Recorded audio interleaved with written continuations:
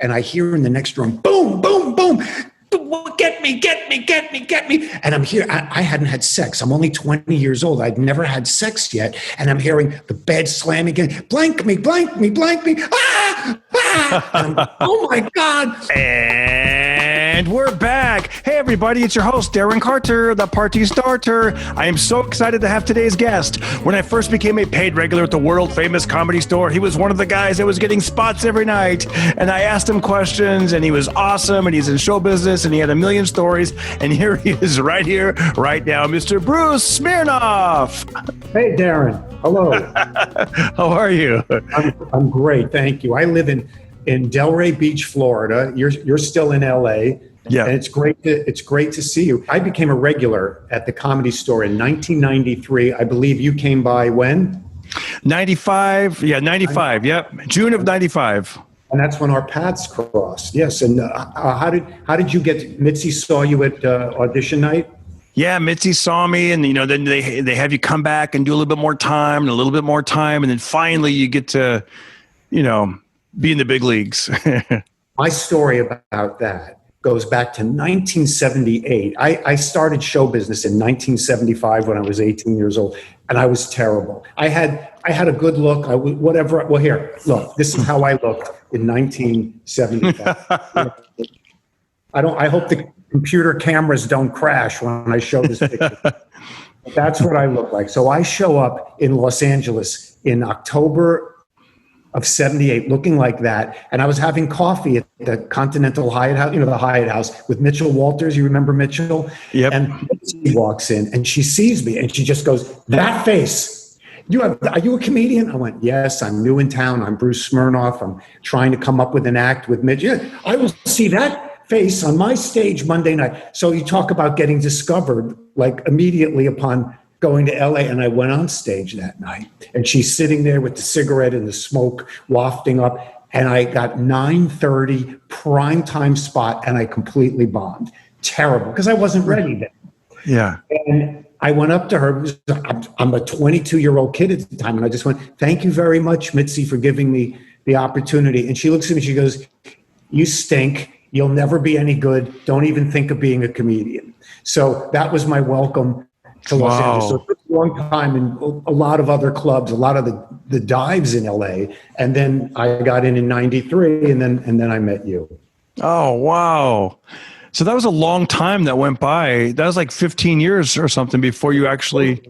14-ish years. And so I was a doorman at the Improv, which was, which to people listening to the show, it's about a mile in a straight line. It's about a mile away. Very famous club. At the time, it was not. It was in terrible shape.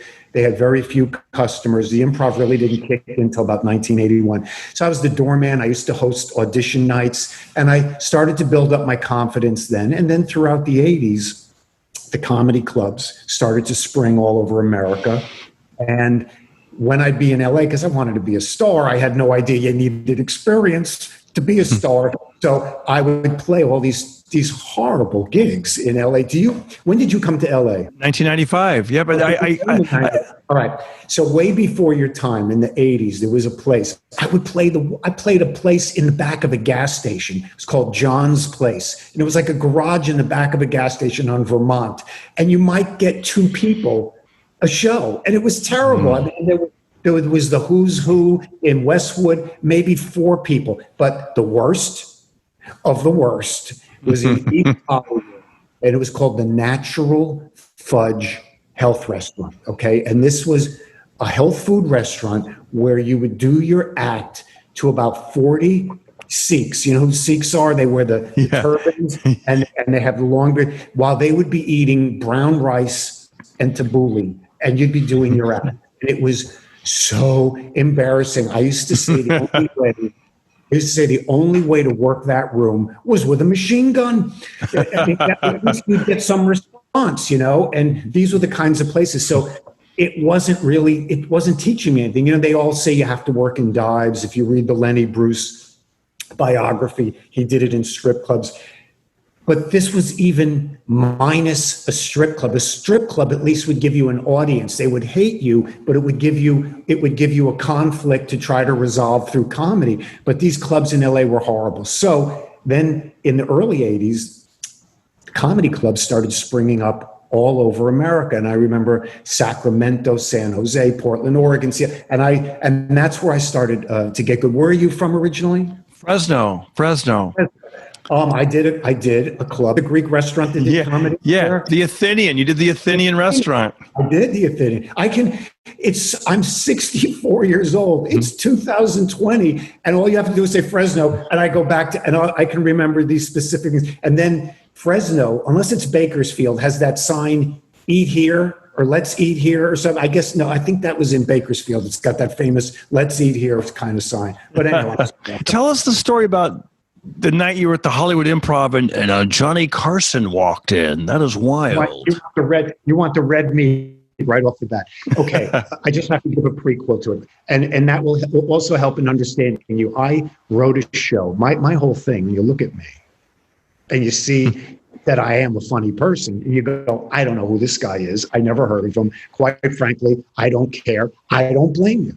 But I've been in this business now 46 years. And I almost made it so many different times. In our business, you need that one opportunity. And if you follow through with it and everything works out, you become a hit, right? So I failed in that opportunity. When opportunity came knocking, I completely failed, but not once, not twice, multiple times. I had more breaks than 10 people I could put together at once. And through a strange tragedy of errors, I screwed up and I wound up, in Delray Beach, Florida. But that's neither here nor there. I wrote a show about all these stories, about all these near misses. And it turns out I just thought this happened to everybody. And I would tell somebody a story and they would go, oh my God, that's an amazing story. I go, well, this is what happened to me. I don't think it was that amazing. I was living through it. So I had a one-man show. It was called Other Than My Health, I Have Nothing. And today I don't feel so good. And it was based on all these stories. And when I broke in that show, I had no idea whether it was going to be a hit or not. And I broke it in my apartment, and you were gracious. I would have about 4 people in my apartment, and I would break the show in, and then I would leave my own apartment. I would leave, and then my director would ask people like you questions. What did you like? What didn't you like? And then we would have a meeting. So I did this about 4 times in my living room. And so again, you people in TV land, Darren is a great comedian, but I know him as a guy who really was a great ear when I needed it. And then when that show opened up, I had tested it, and you and the other 3 rooms, I got a standing ovation on my very first show. And the show almost brought me to fame, but that's another story. But what you're looking at is a story that happened in 1983. Now, if you remember Johnny Carson, most of you do, the greatest host on history of television. There'll never be anyone like it. And to prove that, all you have to do is watch television every night. All these hosts aren't even 1% of as great as Johnny Carson was. And he had an unfortunate incident happen to him in 1983 where he was arrested for drunk driving. Do you remember that? I don't know if I remember that. I did remember that he was a heavy drinker, but big drinker. He got arrested for drunken driving. And this is 1983, and he left the show for like the rest of the week. It might have been a Tuesday night. And when he came back the following Tuesday on the Tonight Show, he came out, here's Johnny. And Johnny comes out on stage, and he's in handcuffs, and he's accompanied by 2 LAPD motorcycle officers. And this is drunken driving, right? No, he didn't get killed. He didn't kill anybody or anything. But this, and the audience is, hey-oh, and they're clapping and they're screaming, and he's in handcuffs making a joke about drunken driving. It just shows you how far we've become as a society with drunken driving. Anyway, so this is that week, and I'm the doorman at the Improv, and I hang out there, and this is a Saturday night. And I always get to the Improv. I wasn't working that night. I was hoping to get on because I used to go on at 5 minutes to 2 before they picked up the glasses and tried to get my act. get whatever I could before they closed the room. And I used to come very early, just in hopes that somebody wouldn't show up and I could get on stage. So I get there like at 8 o'clock. So I'm there at 8, hanging around, the improv guys sitting at the bar and the people in the restaurant.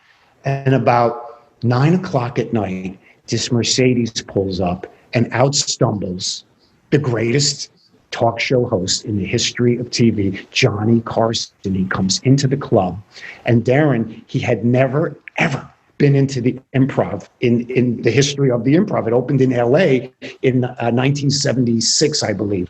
And here he was. And the people who sit at the improv, they're all show business people, writers, character actors. Everybody is very blasé about anything. And all these blasé people, when Johnny Carson walked into that improv, they stood and they gave him a standing ovation. It was almost like it was like Mohammed coming to the mountain. I had never seen anything. Bud Friedman, the owner of the improv, he was running around like a member of the Kirov ballet. Johnny Carson's in my room. Johnny Carson, look, Johnny Carson.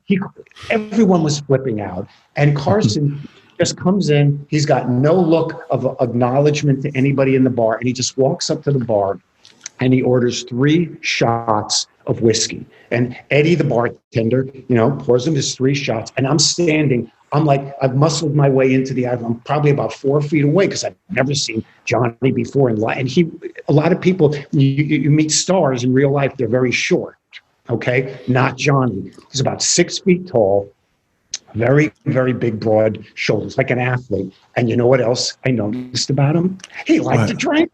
He took I'd never seen any, like in a Western movie, clunk, clunk, clunk. And then he turns around, walks right by me, down the hallway into the showroom. And I'm watching this whole thing. And typical, inexperienced, bitterish young comic like me, I'm going, wow, whoever is on stage right now is going to be seen by Johnny Carson. How come it's not me? How come it's never me? It's always somebody else. And at that very moment, Bud Friedman, all panic, comes up to me, Brucey, I just got some calls. Next comic can't make it. 2 guys are going to be late. You're on next. I'm like, oh my God. And I didn't even have time to get nervous because Bud just ran down the hallway to take the act off the stage. And he goes on, he gives me like ladies and gentlemen, please welcome a very young, very funny young man from my home state of Connecticut. Please welcome Bruce Smirnoff. Now the audience knows that Johnny's in the room because when he walked in, the place was packed. Every head was turning. There was mumbled in the room. Johnny is here. Look at this new guy coming on stage, getting to see it. And I open up with my first joke, and it kills. It's nice. Everything you've always wanted. It's beyond any movie that they've ever made. And I do my second joke, and it does better than my first joke. And I'm on what's called a build, and I just can't believe what's happened to me. And I do my third joke, and a voice in the room yells out, stolen joke, you stink. I go, oh my God, I'm getting heckled. I can't believe that. And I go to look and see who's heckling me. And I had an agent at the time, and it was my agent's son, this little kid who used to do errands for his father, who used to just hang out. He was like a little pipsqueak kid, but I see him sitting at a table, and he's got like 4 empty bottles of beer, and he's got a cigarette dangling from there. You stink. I don't know why my father even has you as a client. And my voice, your voice goes like down in here, and and then I start pleading with, and I go, Adam, what are you doing to me? We got important people. And at this point, it's over when a comic is pleading. Some kid in the audience. I go, you can't do this to me. We got important people. And he goes, I don't know. Get off the stage, you hack. And I'm schwitzing. I got sweat coming off. If I had a bar of soap, I could have taken a full bath. And I just put the microphone back on the stand, and I walk off the stage, and I walk out onto Melrose Avenue, down to Presley. And as I'm walking down the street, they've already thrown this kid out, right? He got a special parking place because his father was a big shot agent. So he was parked in the front of the club. And as I'm walking out of the club, he's in his Jeep. And I go, why? He rolls his window down. I go, Adam, why did you do that to me? And he goes, F you stink. And he peels out, and he misses running over my foot Wow. Like a couple of inches. Anyway, I realized I can't walk away from this. I can't run away. All I want to do is stick my head in the pillow. Am I boring you, by the way, with this story? No, this is fascinating. And I also wonder why he would do that. Is he just three sheets to the wind? Okay, yeah, please. 3 sheets to the wind. So I go back in and I go, I got to suck this up. And I walk back into the club. And as soon as I open up the front door of the club, there's Bud Friedman. And he goes, Brucey, you got to do me a big favor. Johnny's too drunk to drive home. You're going to have to drive him home. Here's the keys to his car. So I went from bombing in front of Johnny Carson to now I got to drive him home. And I'm just standing in front of the club with the keys jingling, because while Johnny was in the showroom, there was these girls that were sitting at the next table. There was one chick, really pretty, like 18 years old. And he's a married man at the time. And he hit on this girl, and he's with this girl. And now Johnny's with this 18-year-old girl. And I'm in the middle of all this. So I get in his car, and I told a guy named Sandy Shire, Fred Travelina's musical director, sister-in-law of Talia Shire, follow me in my car. I got to drive him home. So we're in the car, and I'm driving, and I'm looking in the rearview mirror. I'm on the 405 freeway. I'm going 42 miles an hour because I don't want any problems with him. And I keep looking in the rearview mirror to make sure my car, I see my headlights of my friend Sandy driving, and the girl is making out with Johnny in the back seat. And every so often she sees my eyes in the rearview mirror, and she goes, Johnny, you know, he is very funny. You should put him on your show. And nice. Girl, and he looks at me and goes, may I ask you a question? What's your name again? I go, Smirnoff. Bruce Smirnoff. He goes, let me tell you something, Smirnoff. You don't have any timing. You stink. You don't know what you're doing on stage. And I'm going, thank you very much, Johnny. Thank you. I go, yeah. I'm making the situation even worse just when it can't get any worse. So now we get to his house. He had a house in Malibu, and he had a house in Bel Air. This was the Bel Air home. We get to the front of it. I pull up, and you talk about living like a star. He had an iron gate, probably about 12, 13 feet high, metal steel iron gate with a turret on top of the gate where a guard was with a shotgun and I guess a 9mm pistol. And then down below was a regular guard with a 9mm pistol only. And I'm like, I pull up, Johnny gives the hand wave and they open up the thing, and I pull the car in, and it's very dark on his property. It's got a circular driveway. And I jump out of my car because I want to get him out, go home, and figure my life from here on, right? So I get out, and I'm trying to open up the back door to get him out. And he doesn't see because he's making out. He's doing like a full court press on this girl. He wants to make sure she's willing and wants to go into the house as opposed to me having to drive her back to the Improv or whatever. And he doesn't see what I see. And what I see is my car comes in the driveway, followed by another car and another and another. All these barflies that hung out at the Improv must have all said, hey, party at Carson's house. And they're all getting out of their cars and they're going, wow, look at this place. What a joy. We're going to have a party. And they're sitting like on the fenders of their cars. And Carson's help were all sleeping. He had 6 or 7 maids or butlers or whatever, and the lights come flooding onto his mansion. They all come pouring out, and they're all going, he's having a party. Did he call you? He didn't call me. So they're all at attention. All the barflies are hanging on the fenders of the car. He doesn't see any because he's doing like a full court press on this woman in the backseat. Finally, he gets out. He takes a look at them. He looks at his servants, and he comes up and he goes, what the hell are these people doing here? I go, Johnny, here's what I know so far. This guy, I told him to follow me. I guess he must have told that guy to follow him and that guy to follow. Just get everybody the hell out of here. I'll have you arrested. And I said, Johnny, they're as good as gone.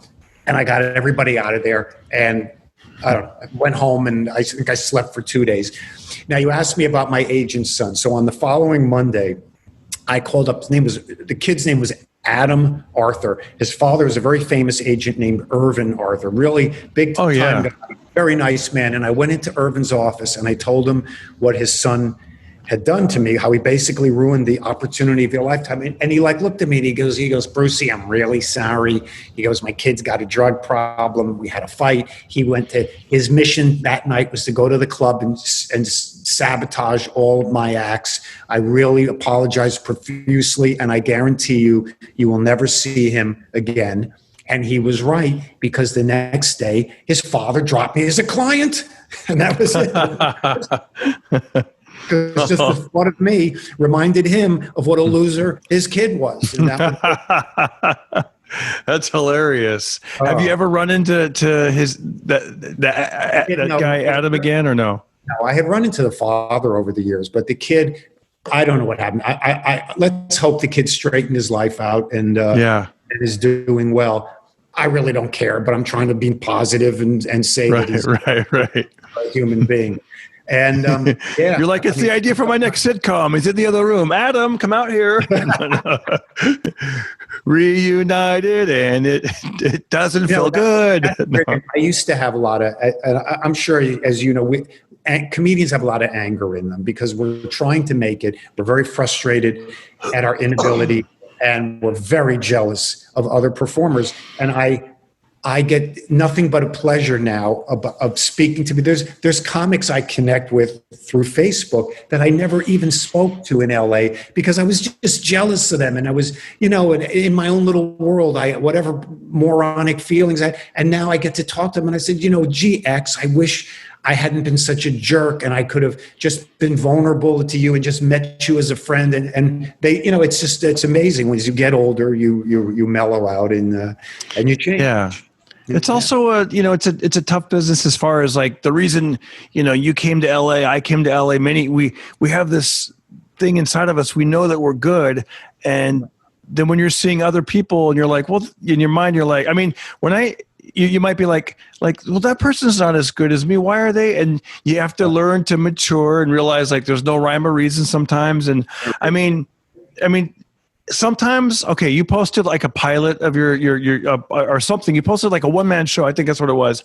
And I remember watching it maybe a year ago. And just like you said, with that photo that you held up, and I love Welcome Back, Kotter. And I see you, and I'm like, this guy should have been on Welcome Back, Kotter. I don't know why he didn't have a sitcom. And the reality, what are you going to do? The reality is I never took acting seriously. I just thought if you were a stand-up comedian, you were a natural actor. And I was totally wrong in thinking that. And I did go to acting classes, but I never took them seriously because acting teachers wanted me to do dramatic acting. And I couldn't get it through my head that that's what you do. You learn the techniques and then and apply your comedy.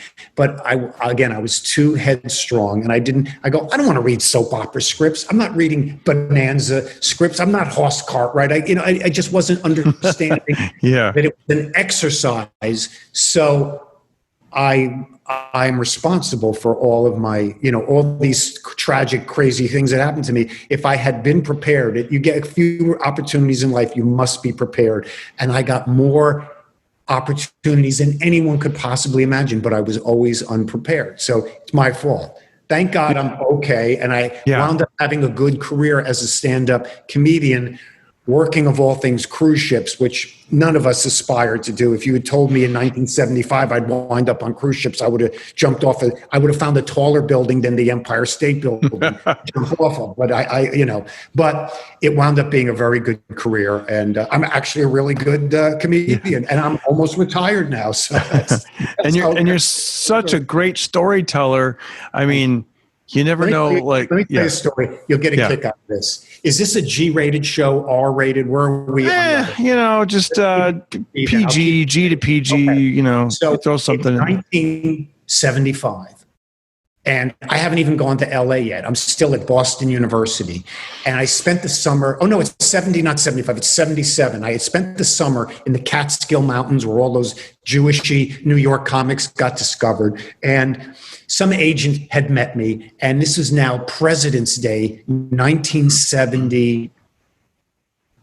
So it's February 78, and they want me to be a social director and MC at this hotel in the Catskills. And it was the worst hotel. So broken down, horrible, horrible shack in the Catskills. But to me, it's Las Vegas casino. So I get there, And I'm emceeing the show, and I have to take the guests on what are called nature hikes. So I remember getting up the night before. I'm in my room, and they keep you in these servant quarters, and the walls are paper thin. And I'm trying to go to bed around midnight, and I hear in the next room, boom, boom, boom.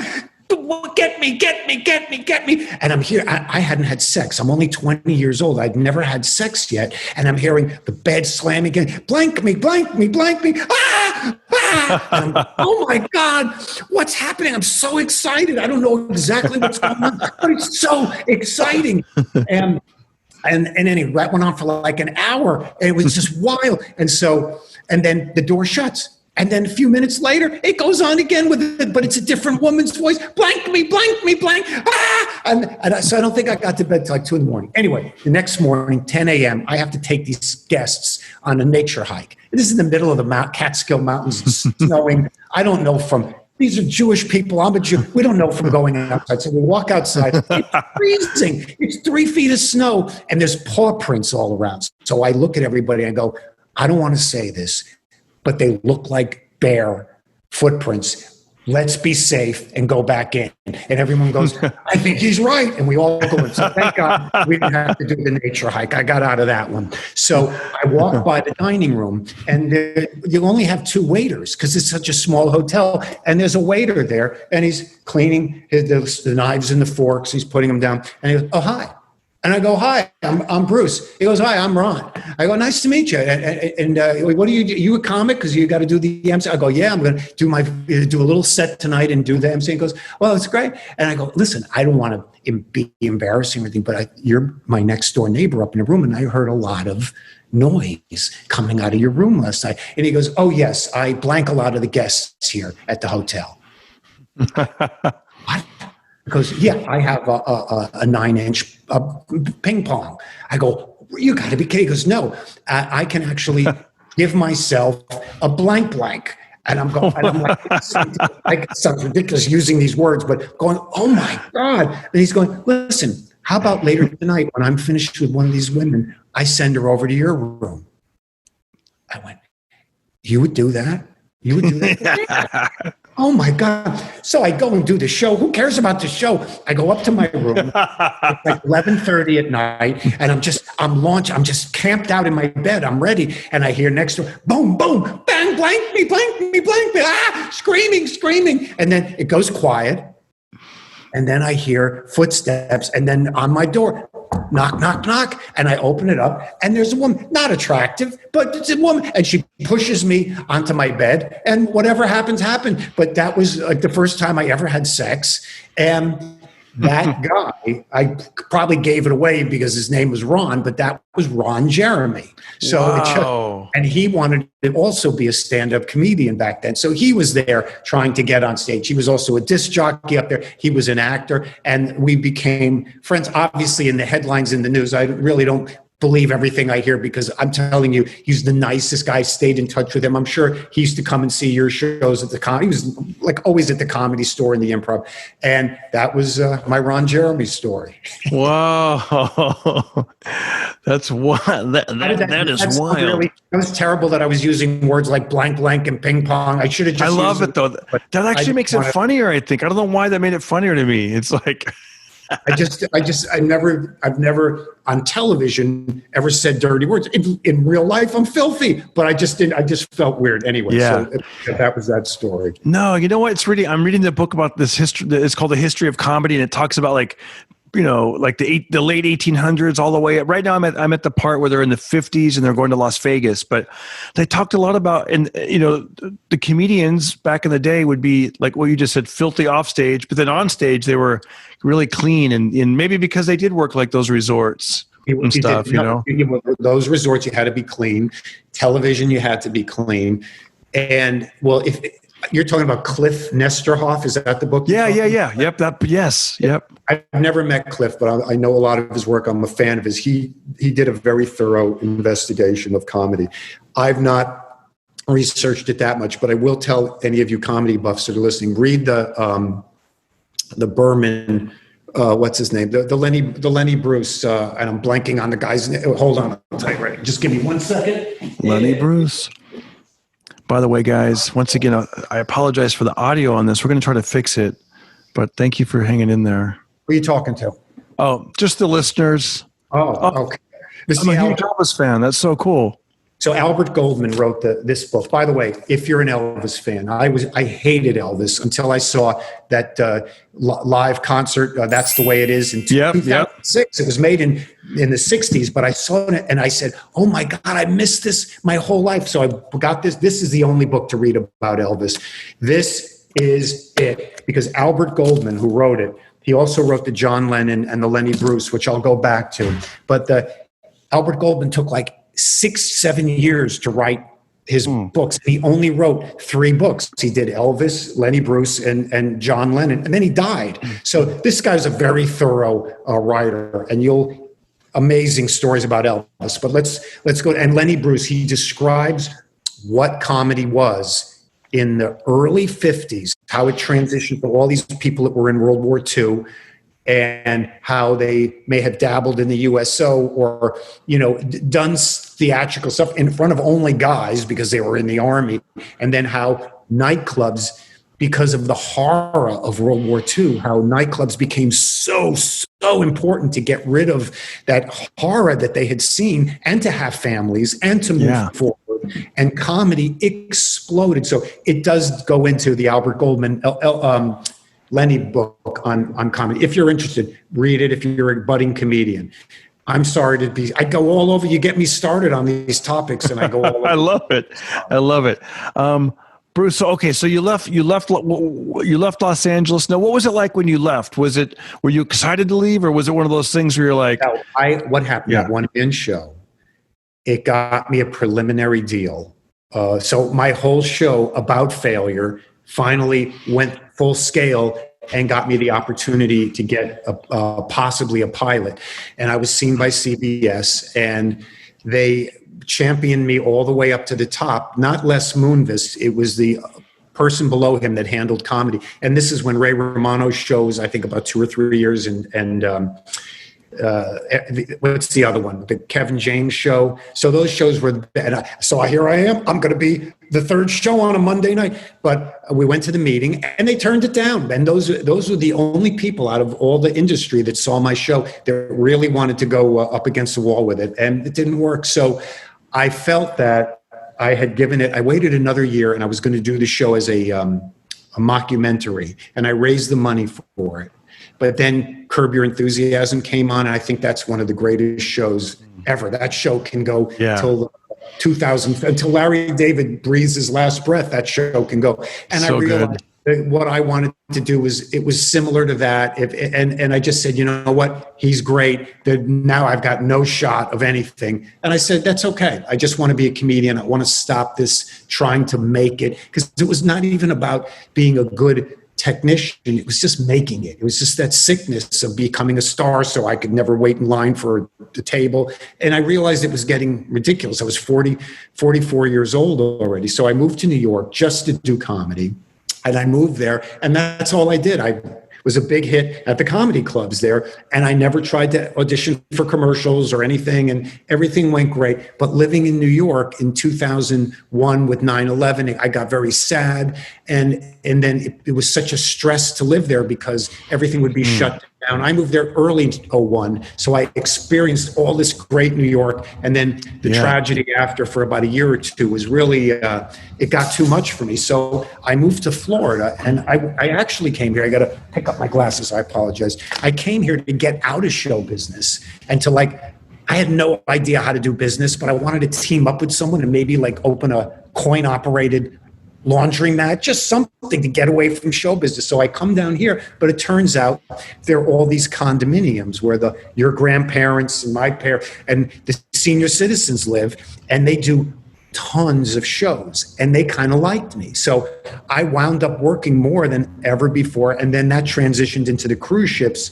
which are headquartered here. So I wound up with a 12-year career of obscurity, but making really, really good money and saving it, and brings me to where I am now. I live with all those old people because I am one. That's great. Was it hard at first when you were in your, let's say your 40s and you were playing to the people that would be the grandparents' age, and then it got a little easier the more you did it. I had a bit of an edgy act, as all comics did, but nothing dirty, but edgy. Like, I'll give you an example of a joke. So my grandmother had Lou Gehrig's disease and Alzheimer's disease. She swears she hit 100 home runs, but she doesn't remember when. And then they would get a laugh, and I'd go, I shouldn't really be doing that joke because grandma's no longer with us. We traded her to Cleveland. Okay, great joke, great after punchline. However, you can't do a joke like that down here because these people, their spouses may have Alzheimer's disease. So those were the kinds of things I had to learn. So I had to edit out. I had to edit out maybe 15 to 20 minutes of material, and then I had to bring in material that was apropos. And same thing with the cruise ships. You can't do edgy or off the wall material. Some clubs have adult clubs, but you cannot escape the fact that when you're on a ship, you are going to have to perform at least one of your shows to all ages audience or a senior audience. That's awesome. Bruce, it was great catching up with you. I want to get you back on if you'd like to. And I owe you because you were there for me and you got me anytime, but I still have, all the stories we only got one or two of these. I love it. You're the best, Bruce. Thank you. We're done with this interview. Everybody listen to Darren Carter. We all know he's the party starter. So if you want to listen to a podcast for free, then listen to The Pocket Party.